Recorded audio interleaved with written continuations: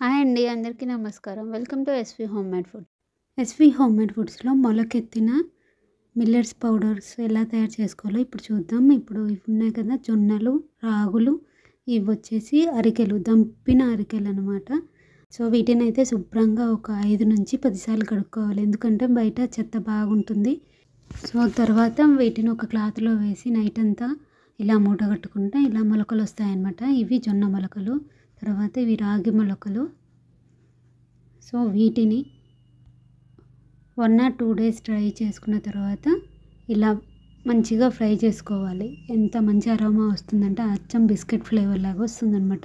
జొన్నలు ఫ్రై చేసినప్పుడు ఇలా ఫ్రై చేసిన వాటిని మనం డైరెక్ట్‌గా మిల్‌కెళ్ళి మిల్లు పట్టించుకొని ఇక డైరెక్ట్‌గా యూజ్ చేసుకోవచ్చు. ఈ sprouted millet powder SV homemade ఫుడ్స్‌లో అయితే అవైలబుల్‌గా ఉంటుంది. మీకు ఈ స్ప్రౌటెడ్ మిల్లెట్ పౌడర్ విడిగా కావాలనుకున్నా, మిక్స్డ్ మిల్లెట్ కావాలనుకున్నా వాట్సాప్ చేయగలరు. లేకపోతే కాల్ అయినా చేయగలరు. ఇవే కాకుండా మన ఎస్‌వి హోమ్‌మేడ్ ఫుడ్స్‌లో చాలా రకాల ఫుడ్స్ అవైలబుల్‌గా ఉన్నాయి. కస్టమైజేషన్ ఫెసిలిటీ కూడా అవైలబుల్‌గా ఉంది. కావాల్సిన వాళ్ళు ఆర్డర్ చేసుకోవచ్చు.